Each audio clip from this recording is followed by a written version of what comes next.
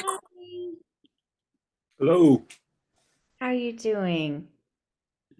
I'm good. How about yourself?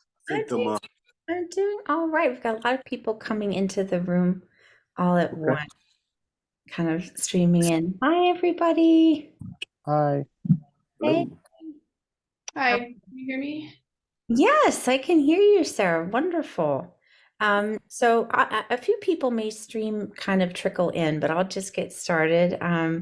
Really excited to moderate this small group discussion today. We had some wonderful discussions yesterday, and the only challenge, and it'll maybe a challenge for me on this, is just keeping everyone to time because it takes longer to describe your project or where you are in career sometimes than we think. So I've been asking everyone to spend like a minute or two and either focus on a project you have that you really want feedback on, whether it's actually like the pitch you tell us, or like, you've hit a roadblock in the project and you want advice from us on how to move forward. Or sometimes people have really cool, just general career questions.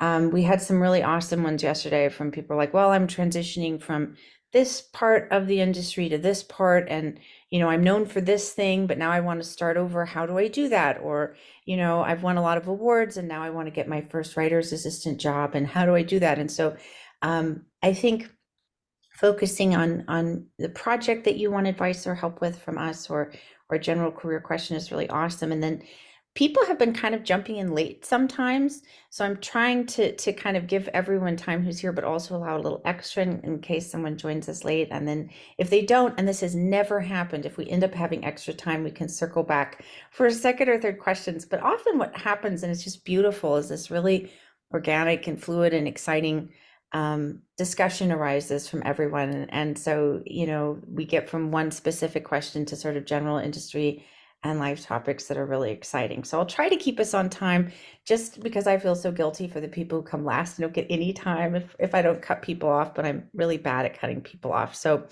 I'll try to keep an eye on it. And what I've been doing is starting with our wonderful industry guests, and just, asking everyone about your journey in the industry, how you kind of came to be doing what you are now, what you're working on. And, people have pled NDAs when I say this, but anything you're excited about that you or your clients are working on right now that you can share with us. So I'll start with you, Sarah, if you want to jump in.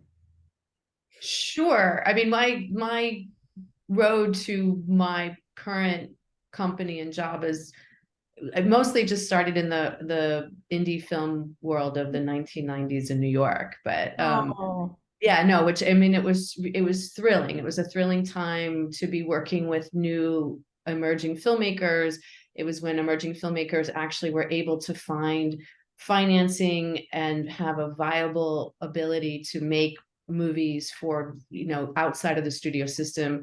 And Sundance is an amazing place, but at the time it felt more special because it was still a community and it was smaller, and so there were one could actually really meet other people and support each other, sort of in that all boats rise supportive community. So that's when I got started working with below the line talent.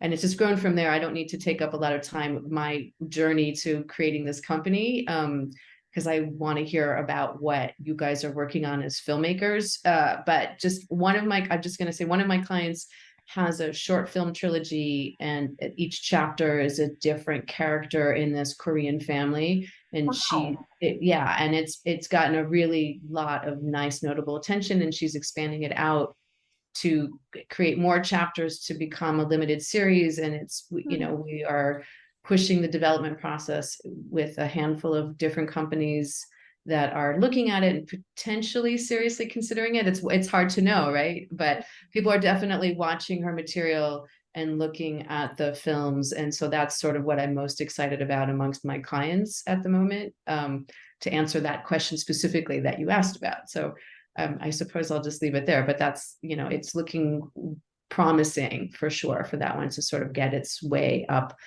I think of it as, the Sisyphusian pushing the rock over the hill. Getting the rock over the hill is what we all try to do with these projects. Wow, well, that's a really awesome thing. It would have been great to have you in a discussion we had yesterday where people kind of talking about the whole concept of proof of concepts, shorts, features. If you have material, maybe it's an anthology or maybe like this, it's kind of told from a different character's perspective. How can you create something that will really showcase how special that is? And it's awesome that your client thought about creating a series of short Yeah, films. That's just genius. I love it. yeah, she's good. Yeah, that's a really brilliant approach to telling that. And Bradley, I'll come to you next. Are you Brad or Bradley? I have as you Bradley, but I see Brad, so let me know what I should call you.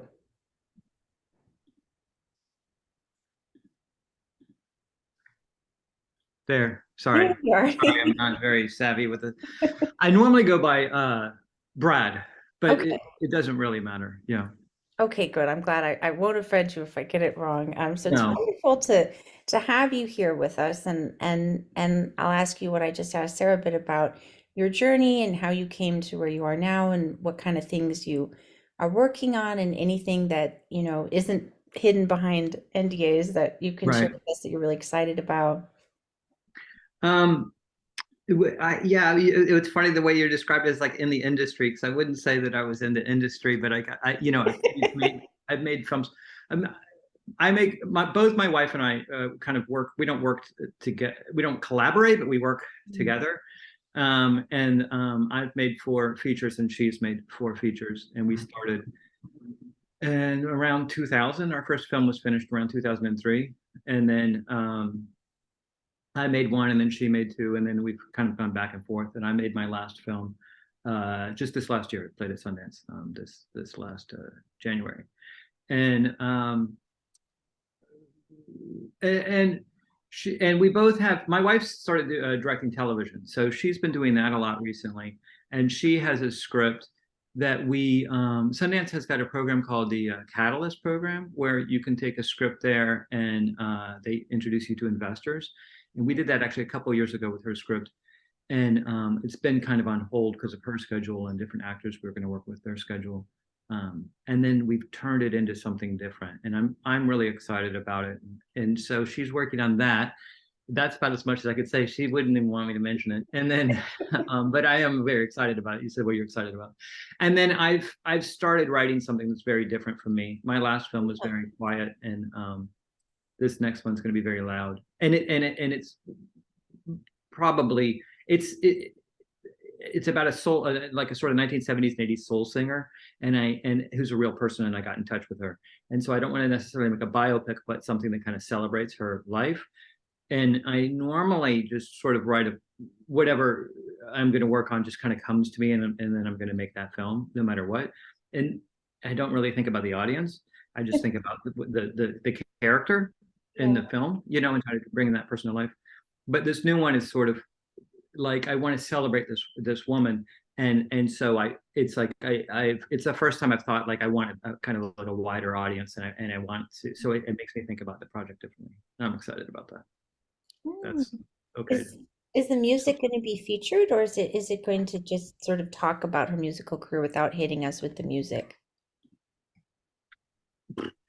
It's so early on. She's just she's uh, uh, very old and says that I can't make a movie about her. But then we talk for like an hour and a half on the phone. So I'm in this sort of fragile space with her, but it's really exciting. And I don't want to make a biopic because I think that's kind of boring, even because it's always true. Yeah. And but ideally, yeah, her music's fabulous. Her music's really fabulous. It's like going to be like a sci-fi time travel movie. It's going to be like totally weird, really weird and unusual. And I want to use a lot of music that's not from her genre, because Mm. I think that's like is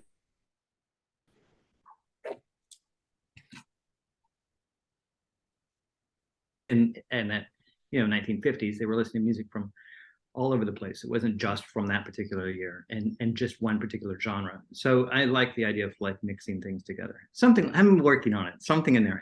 Anyway, yeah, I'm excited about this vague sort of project I'm thinking about. That sounds really cool. I can't wait to see what emerges out of that. There's so many interesting elements there. Yeah, no, really, it's really there's a lot that I mean 70s soul is just, that's why I asked the question about the music, because the music itself is so sublime.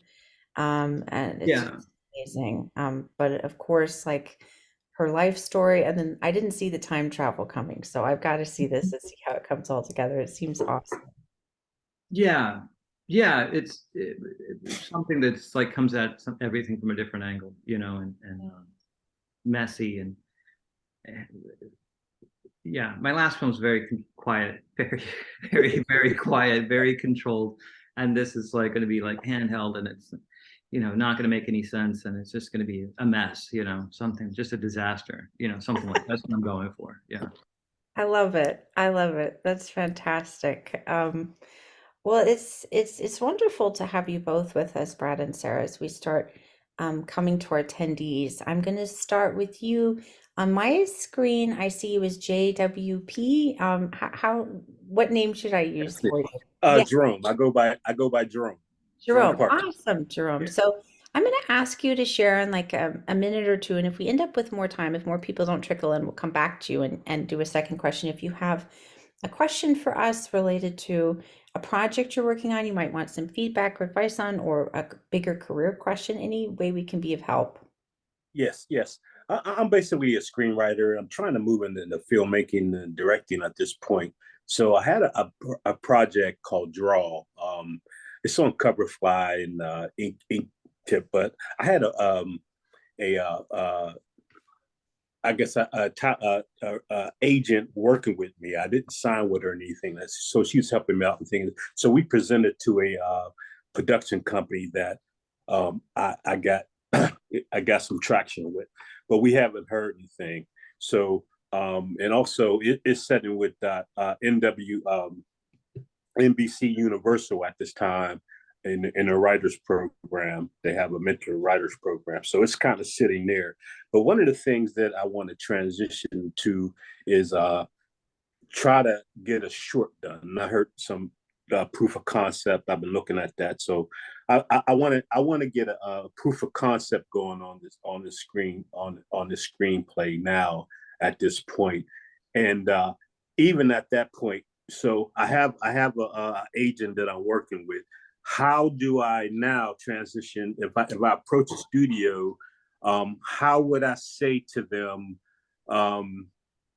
hey, I have this project, but I haven't signed with this agent, but I'm working with this agent.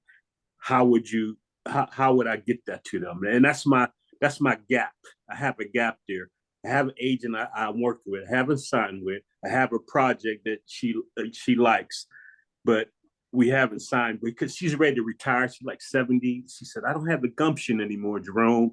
And so now we're like, okay, how could I get that to that studio or production company with her there and she's not signed with me? I'm kind of in that gap right there, I guess.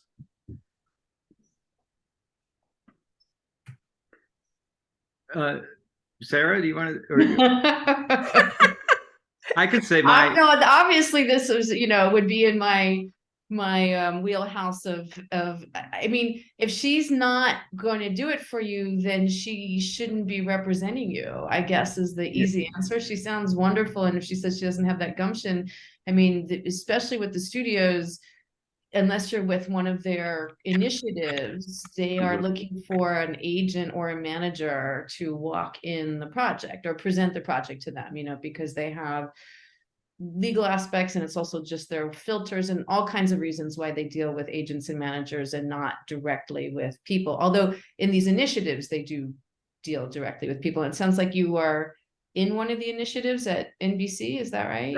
Yeah. I'm in one of those. I just applied for it actually, Okay. so I'm still familiar with So me. you're waiting to hear back whether you've been Yeah, accepted. yeah. Good for applying to it though, because these initiatives are really, they can be useful. They're not always useful, but they certainly can be useful.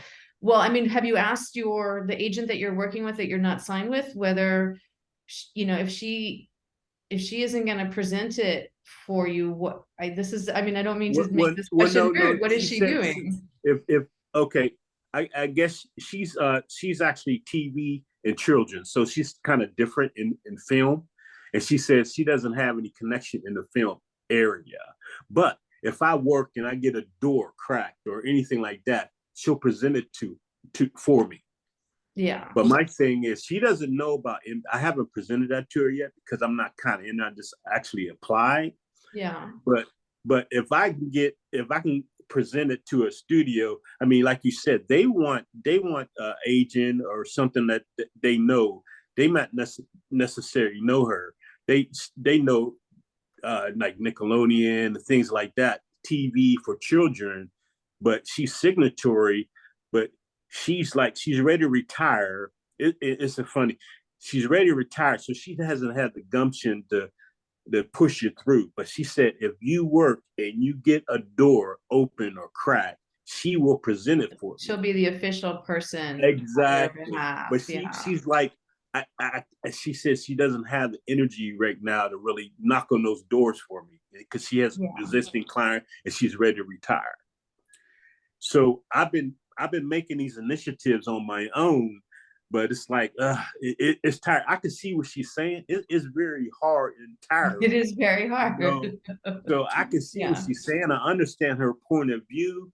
So I'm trying to say, okay, how do I approach other studios to say, hey, I got this agent, you know, if you let me send it to her, I have her send it to her.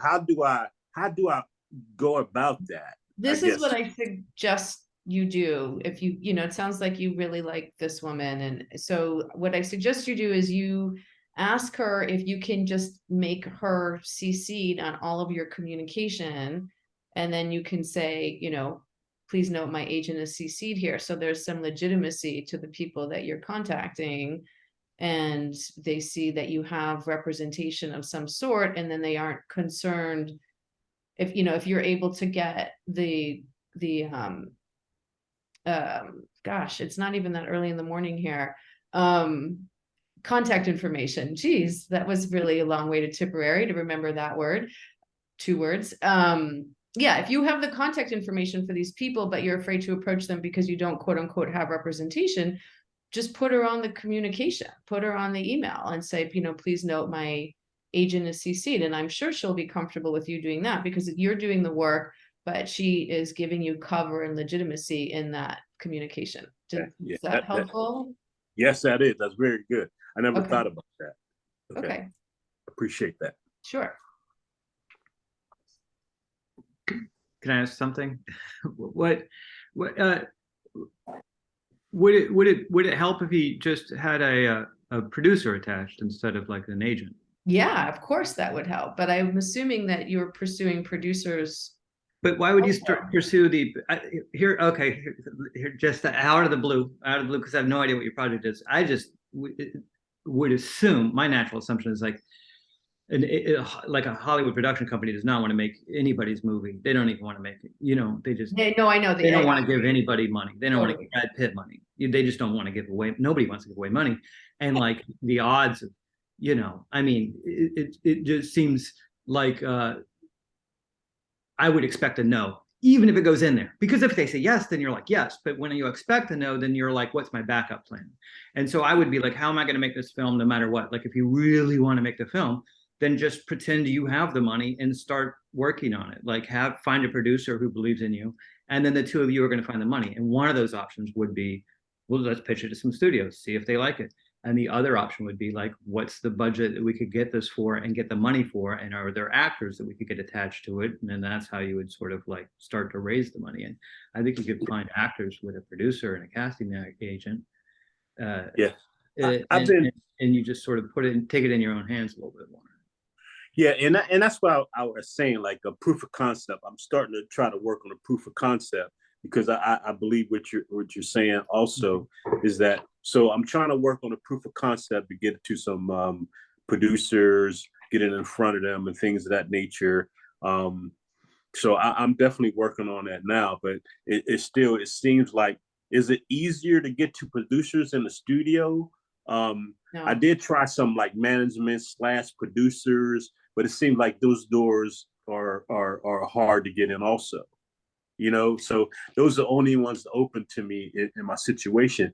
But I think if I integrate with what Sara was saying, CC on there, I think I might get more traction that way, like get the proof of concept going. Maybe CC on all these other future contacts to these producers and studios. So I think if I integrate that with what you're saying, and then with what Brad said and what Sara said, I think I might get more traction. So that's starting to really make sense to me. These are things that I just really never considered, actually. So I think that'll be really good. Yeah, I think you could reach out to producers now. There's different levels of producers, independent. There's still independent film producers, right? Yeah. There are a handful. Yeah, I would say also look for producers who have made material that you think your script would resonate with, right? Exactly. And if you find sort of a like-minded perspective with independent film producers, and I mean that's kind of the fun part of my job, is like watching a lot of stuff and figuring out who's doing what and what seems interesting to them, and then reaching out to them when I think that I have something that would resonate with them. So Okay. I would start with like trying to hone in on who those people are, and then reach out to them, with your agency.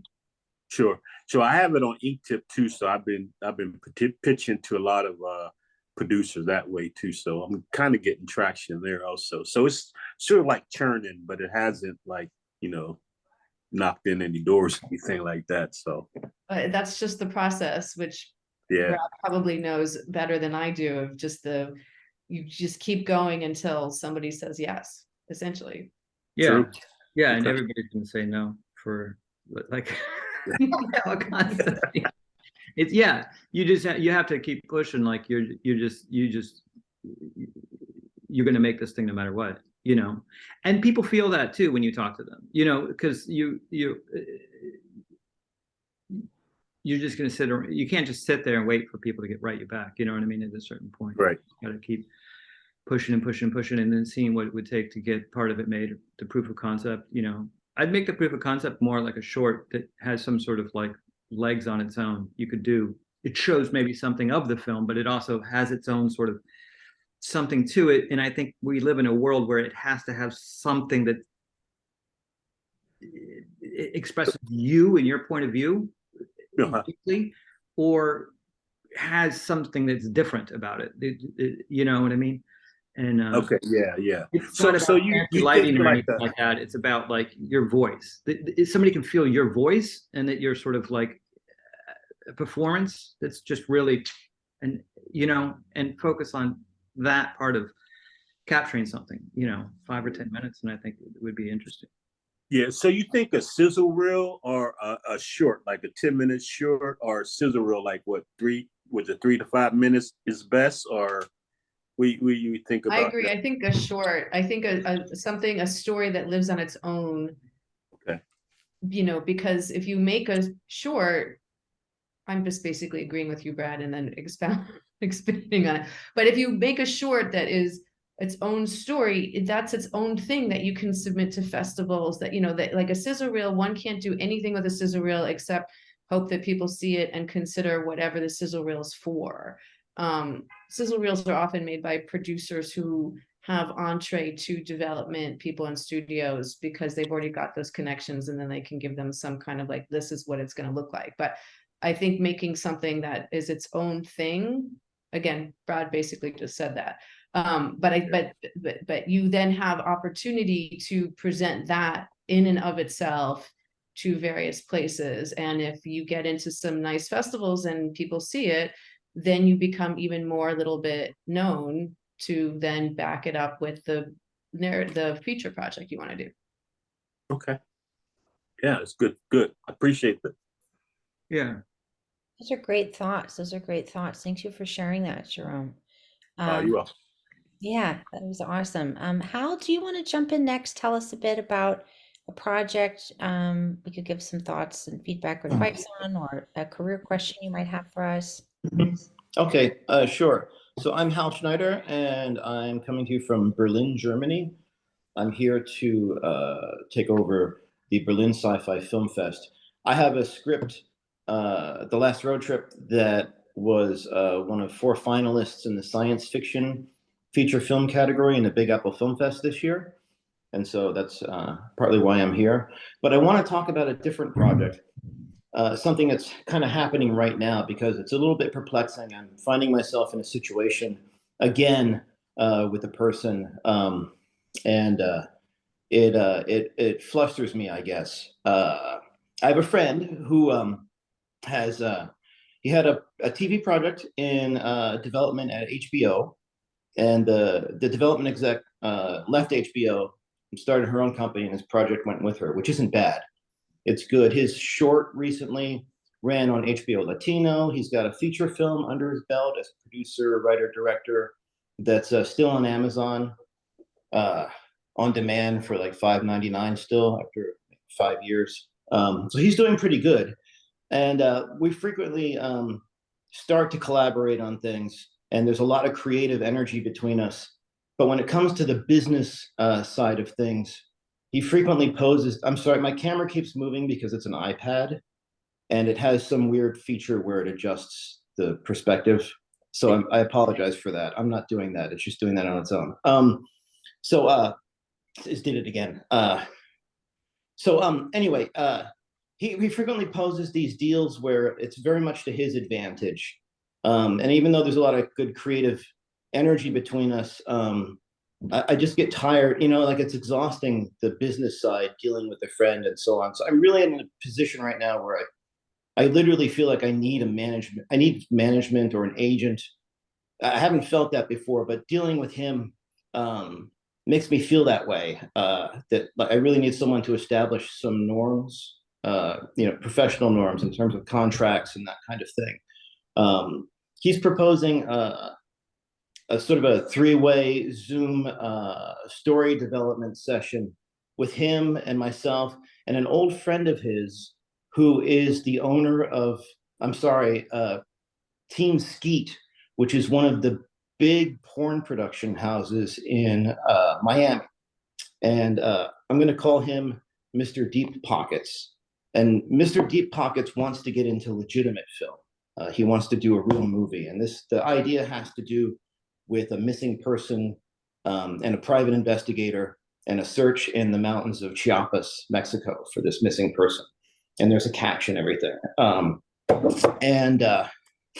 So my friend who, with the project that was in development at HBO, okay, he's proposing that we both own the script, so it belongs to both of us.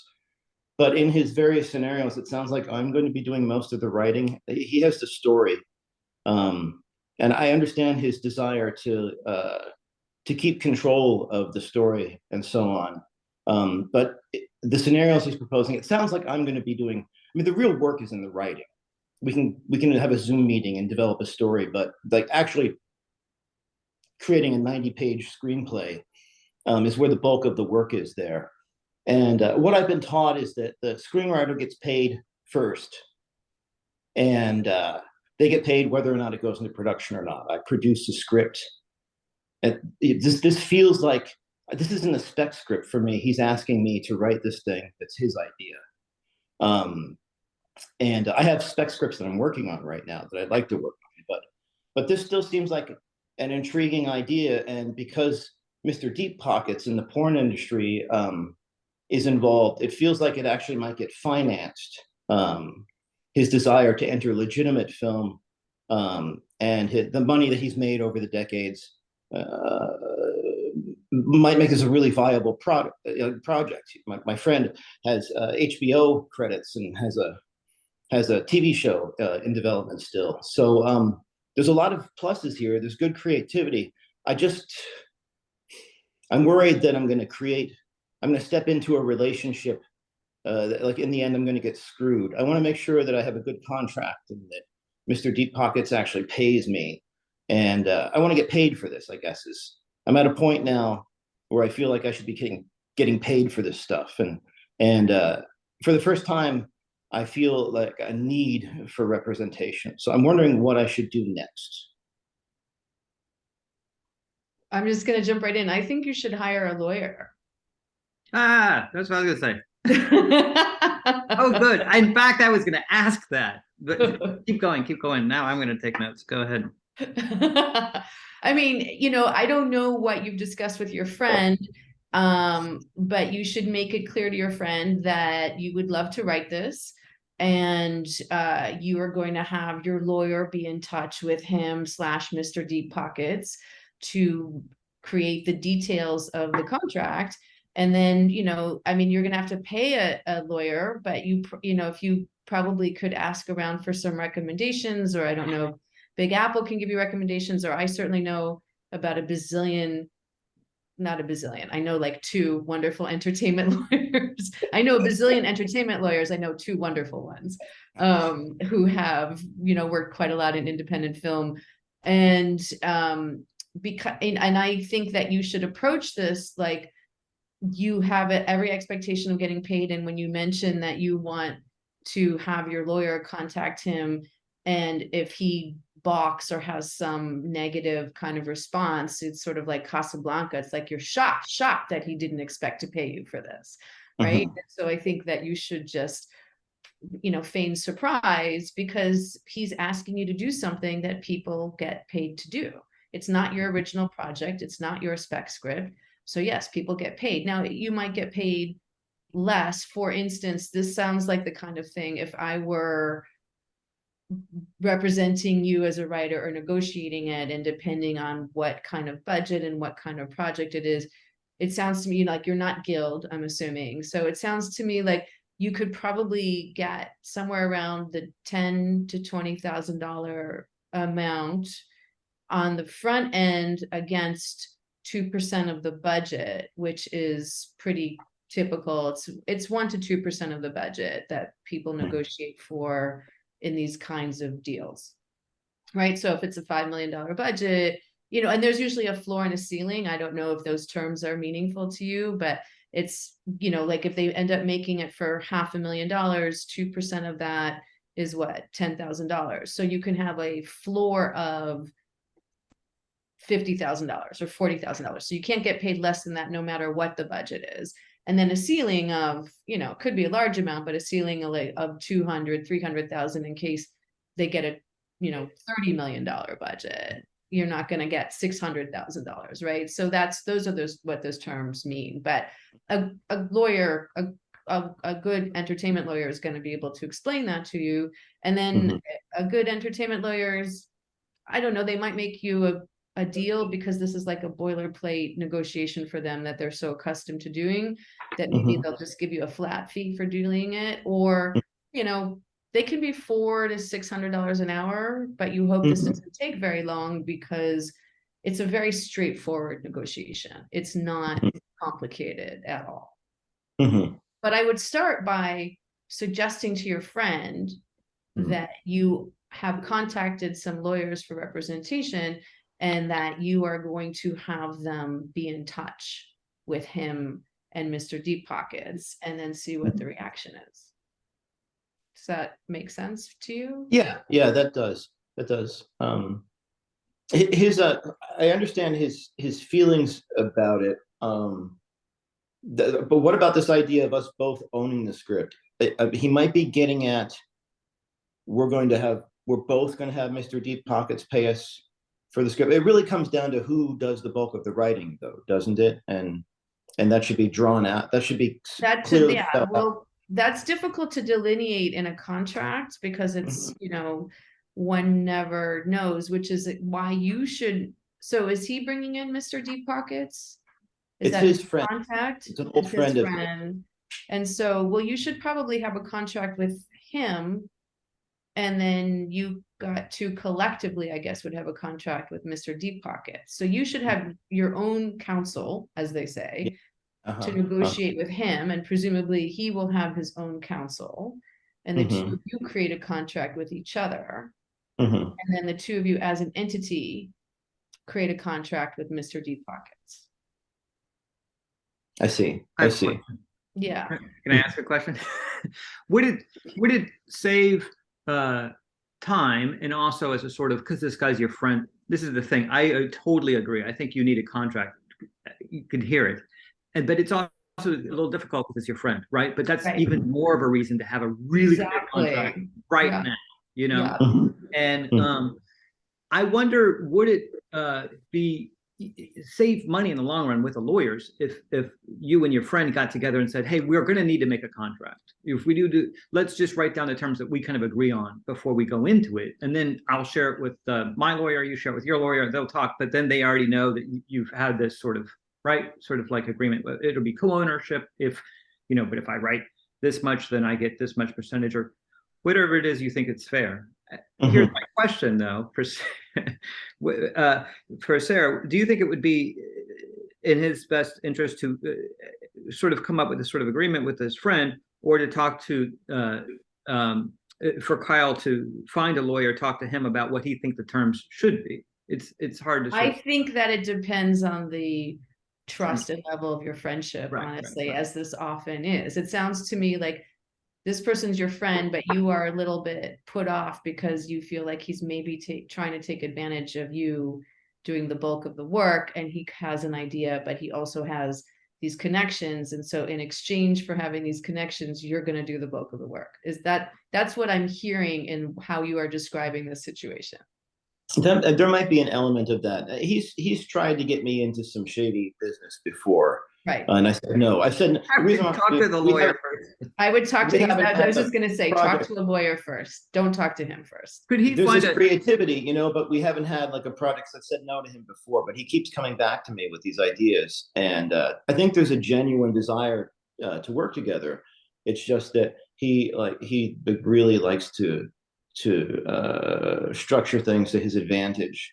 Well, who doesn't? But Yeah, sure. it's just very, some of the things he proposes are just like, what, you know? Right. No, that's why I think you don't even need to go speak to a lawyer first. I think you should get a beat from him by suggesting to him that you are going to have a lawyer involved, and then see how he responds. And if he responds, you know what I mean? And if he responds well, then perhaps the two of you can sit down and hammer it out before you speak to a lawyer. And if he has a response that is uncomfortable or awkward, and in your estimation he responds poorly, then go speak to a lawyer before you hammer. I think you can sort of test the waters by even making the suggestion to him that you're very excited about working on the project with him, and that you've been talking to some lawyers about making sure you guys have a really good, fair contract with each other, and then see how I've done that before with the previous proposal of his, and I still remember the look on his face.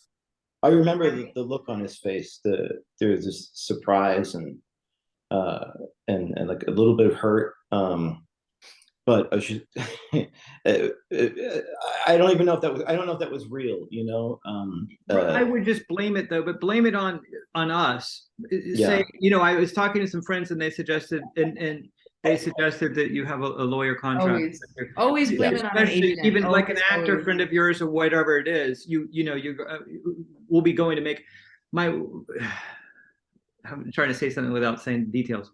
My very good friend of mine is a very well-known actor, and my wife made a film with him, and we had to make a contract. And then when the contract came around, like, we didn't have an agent, and his agent talked to us, and it was like, I couldn't believe, I mean, it was like racist what he was saying. I was like, what the hell? And then we tell my friend, like, your lawyer's dick. And he goes, yeah, I know, that's his job, you know. But it's like, it's not from him, but you know, you have to deal with this, and it's part of the industry. And I've got other friends who were working with other friends, and they're both really famous, and one left the other one just on that one project because their agents talked, you know, and she didn't call her personally. And when you're dealing with business stuff with friends on a project like that, it's really common that you have an agent or a lawyer negotiate that deal. It doesn't have anything to do with your friendship, and I think you should get used to that with what you're getting into. And clearly, you can feel you need it. I can tell that you feel like there's something up.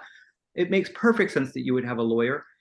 The word lawyer sounds a little scary. You could almost say, you know, talking to some representation who's going to help me with a contract, right? If the word lawyer sounds too, you know, like this, but I think you should definitely get somebody and get a contract now. You can tell that you feel that too. Right? Sure. Yeah. I also just want to say, I don't know if this is a situation with your friends, but I have also personally encountered where I've had a client and they think they're working with a friend, and then all of a sudden their friend is represented by CAA. This literally happened. And, we got an outrageous contract. I mean, it was shocking what the expectation was from the CAA agent. And we were like, what? And my client was like, but I thought he was my friend. And I said, well, you then tell him that his agent is asking for things that are just not feasible for this. And so yes and no, the agents are representing their clients. And sometimes the agents are doing things unbeknownst to the clients, but No, they know. The they client know. they do That's what I know. was And gonna then they say. pretend. They're like, "Me? 100%. Pretend not to Me?" know. But then to the agent, he's like, if I don't have a trailer, I'm not doing it. You know what I mean? Right. No, that's what So I'm saying. They the know talent the knows. agent is like Yeah. their buffer to be a nice person. Exactly. Yes. Yes.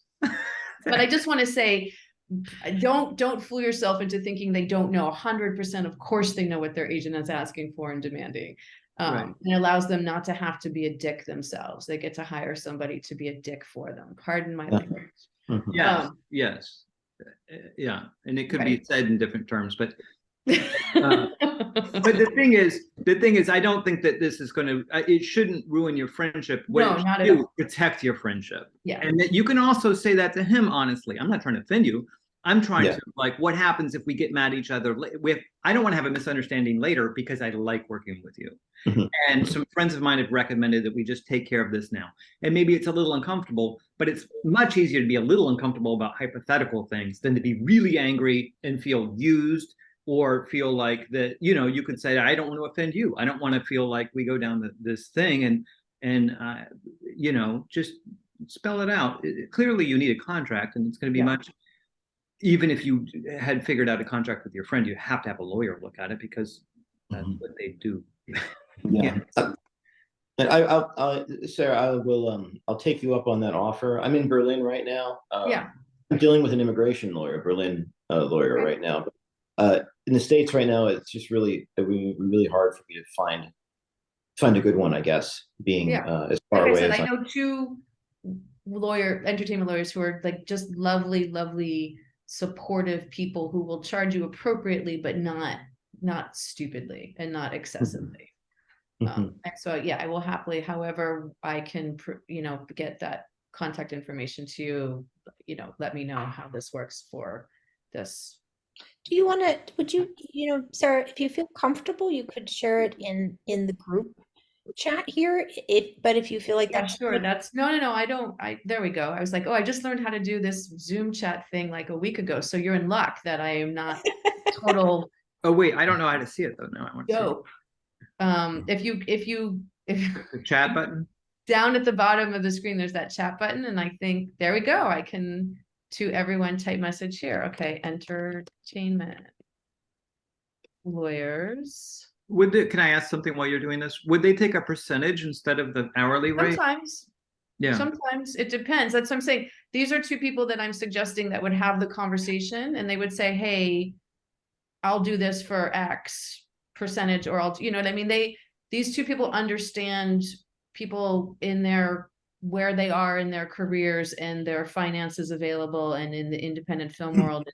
They are not out to sort of maximize making, they make plenty of money with clients that have, tons of money. They don't need to overcharge. So yes, that was a long-winded answer to say, yes, they would absolutely consider a percentage. And would a standard rate be about 5% for your lawyer? Yes. But 5% could end up being, way more than a few hours on it could be like a $2,000 contract, which 5% you would have to make what, $40,000. If you make $100,000, then they make $20,000 ultimately. But it's paying now versus later, and out of pocket versus against money that you make. So, they might do some combination also. I don't know. I don't want to speak for them, but I in my experience with them, they have been really just wonderful. So one of them is Jonathan Gray. Brad, I don't know if that's a familiar name to you. He's done, you can look him up on IMDb. So I just typed that. And then the other one is Vicky Cherkis, who had taken a little leave of absence. But I think she's coming back soon, and you can look her up also. You can do a Google search on both of these people, and then there's contact information, I'm sure, in the Google search, and 100% say Sarah Alexander suggested I contact you in a Big Apple Film Festival chat, and I'm sure and then you can contact me somehow if you don't hear back from them, and then I will personally email them to say it's true. I did pass the name along your name in a Big Apple Film Festival chat. Okay, I'm Grace just Short. lazy to look up their contact information right now, I admit. Yeah. Okay. Thank you. Yeah, my pleasure. Yeah, And there are others too. These are just two that I know. They're New York based, and I really like them. Oh, that's wonderful. Thank you for sharing that, Sarah. That'll probably be useful for all of us at one time or another, whether we want it to For be. sure. Yes, absolutely. And Kyle, I don't want you to get shortchanged since you're last. I want you to feel free to jump in if there's a career question or conundrum or project we could give you feedback or advice on. Sure. So, let me see. I've been writing screenplays for a number of years now, and I've written a few that I'm fairly proud of. But just recently, I finished a hour-long pilot that really felt like I was finally finding my voice and embracing myself because I'm physically disabled. I have cerebral palsy, so I finally found a way that made me feel like I could express that in addition to my love of music and love of pop culture and love of art. And I was dealing with a lot of grief over the last 2 years that I was writing this pilot. So I was finally able to take that all in and put that into a script that extremely proud of. And my my ultimate kind of goal with it, I guess, would be to submit it as a kind of writing sample, either to get into a writer's room on a TV series or get assignments as a screenwriter. And I guess part of my big question is for Sarah and Brad is just a little bit about how your experiences embracing your own voices and trusting your own instincts as creatives. Brad, I think that's more you. Yeah. I'm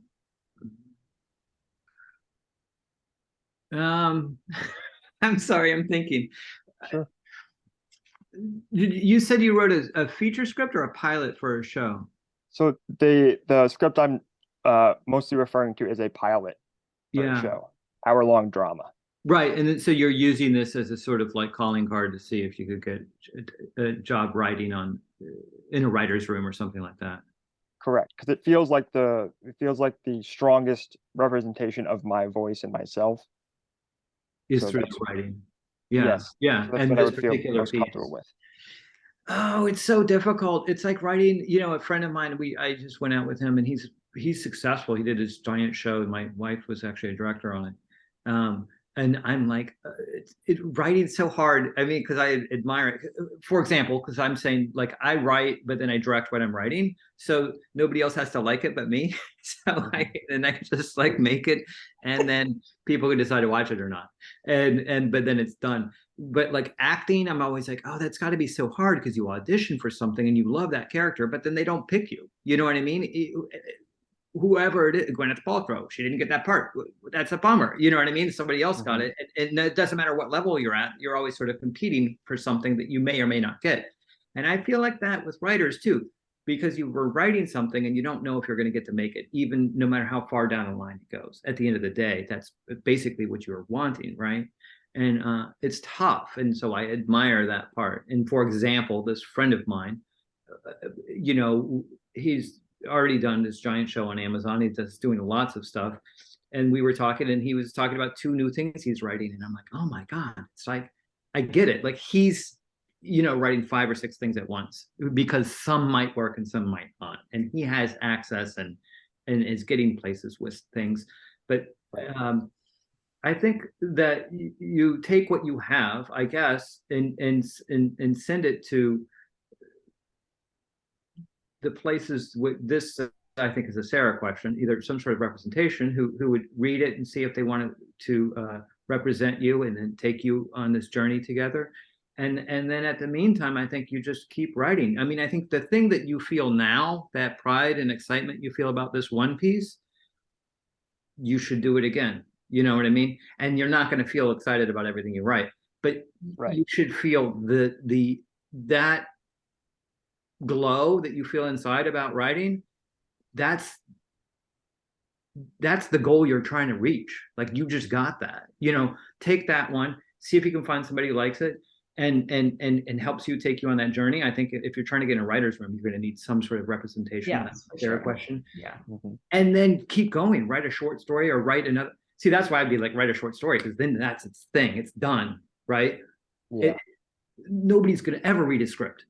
Never, ever, never. You're not going to open up the New Yorker and there's a script for a short in there. You know, but it is a, you know, I would expand the thrill of writing into different formats personally. So because if you do write a short story, you could, it's its thing. That's its thing. And then keep writing scripts and stuff like that. And maybe that sounds like a bummer thing to do, but I would take that high of how you feel now, and you can see it in your expression and how you're talking about it, and keep pushing, keep trying it again, you know, make another painting. Absolutely. Yeah, Right. I totally agree Be with that. willing to have the experience that it doesn't always feel like that, but the thing that you feel now is how you know it worked for you. And it is there. It is there. Yeah. You can find it again. Right, exactly. And you won't always, but you knew that you had it now. That's the accomplishment. You have that thing now. You're like, yes, now I know what it feels like. You write another one, you're like, that sucked, because it didn't feel like that. But it will feel like that again. You just have to keep going. So I think in a way you've already had that big accomplishment. And if you feel proud about it, now it's definitely the time to go find some, I would say representation in this case. Yeah, right, for writers. Representation, but the way to do that, because that's really hard to do. I mean, as I've described in some of the larger talks when I talk about this, is we don't have time to read everything. I mean, and I have people who cover things and we still don't have time, even if we think we're going to like it, because we also have to represent the people that we already work with and try to read their new material and get their material seen. But these new initiatives and these new, Coverfly and the Blacklist, and like, I don't know if you've submitted to any of these places, and obviously film festivals like the Big Apple Film Festival, if something's finished, submit it to these various contests, and there's a bazillion of them. And so that's sort of the first step of where representation looks to, for lack of a better word, curate the material that then they're going to look at to consider for representation. I mean, the one of the main reason we don't read things just submitted is because we don't have the time. And so we would love to read everything because we're looking for that unique, interesting, new material, new voice, et cetera, but we just don't have the time. So we need something in the industry to have sort of legitimized it as like, yes, this is worthy material. Because think about also how long it takes to read something. I don't know if you guys are familiar with Ted Hope, but he said something really, really smart many years ago is, don't submit anything that's a work in progress. That's really rude, inconsiderate way to ask us to spend our time.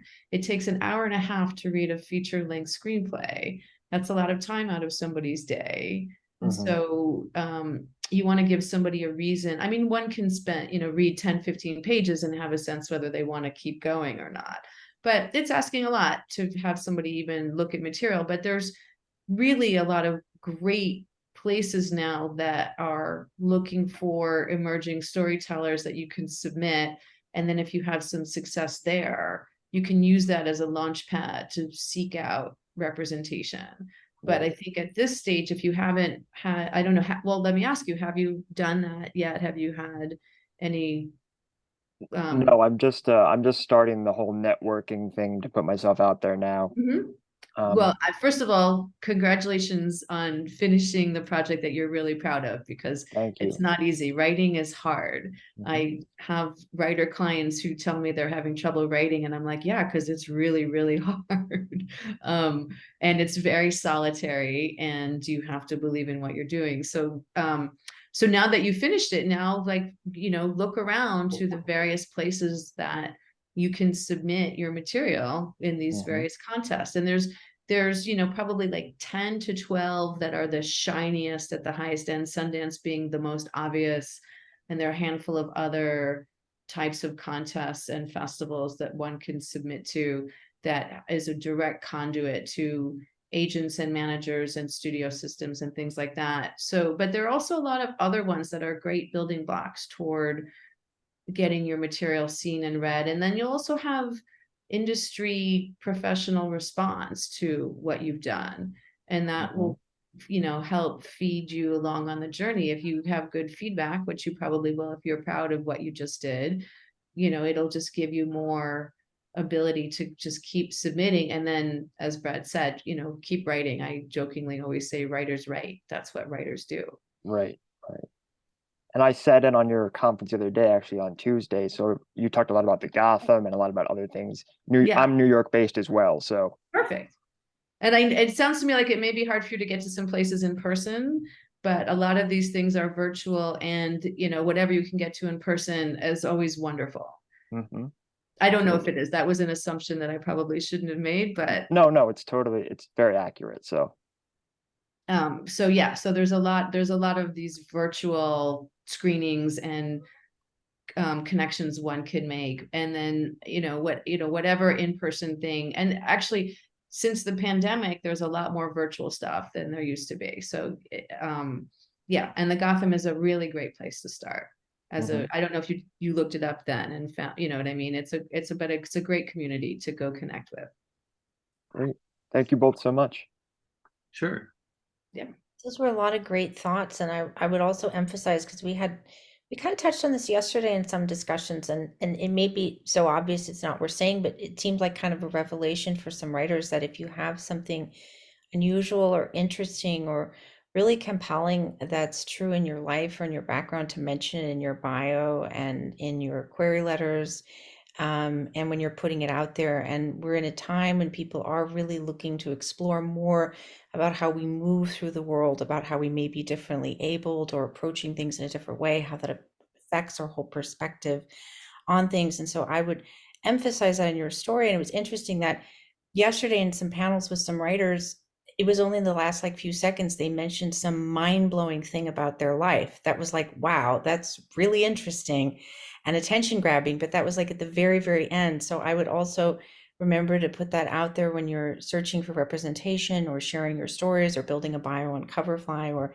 networking, because anything that's really attention grabbing about your background and shows an element like that is something that people are paying a lot more attention to right now. And it seems obvious, but sometimes for writers it's the last thing you think of, because you're kind of talking about your story. So your own personal life and the way you've grown up and what you live within the world and how you exist kind of becomes way below your story. But sometimes it's also worth putting it out there closer to the forefront.